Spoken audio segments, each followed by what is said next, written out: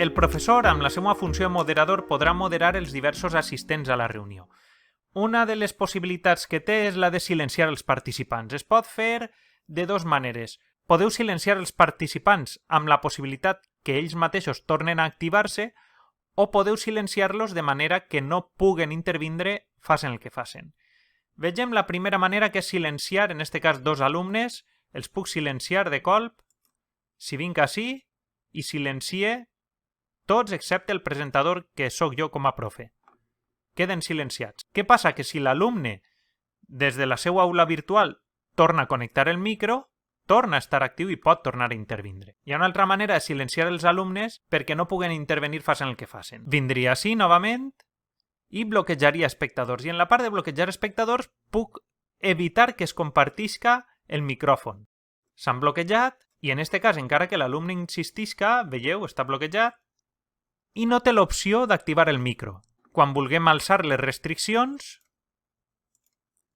desactivem aquest apartat i els alumnes queden amb el micro silenciat, però el podran activar quan vulguen. Com veieu, ja s'ha activat el senyal del micro, la icona, i ja poden recuperar la intervenció amb micro. Si en una sessió de classe tinc tots els micros bloquejats, que segurament és el més recomanable, puc donar pas a una persona que ha sol·licitat, per exemple, en aquest cas, ha alçat la mà i em demana permís per a parlar, puc desbloquejar-la fent clic ací,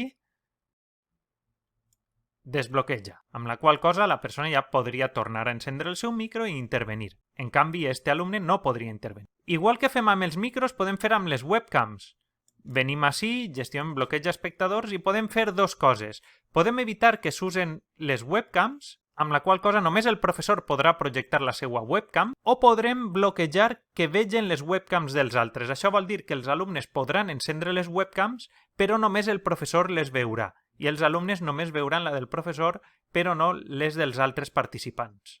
A més, el moderador també pot promocionar un alumne a presentador. Si el fa presentador, automàticament li apareix la icona i l'alumne podria presentar, podria compartir. Com veieu ací, li ha aparegut una iconeta per a compartir presentacions, vídeos, etc. Podeu reprendre el control de la presentació des del vostre entorn fent clic ací i agafant el control de la presentació.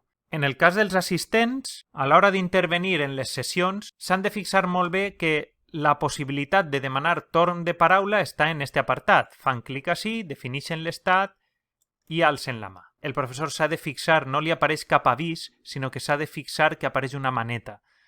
Per tant, pot ser una altra manera interessant de fer-ho és a través del xat públic.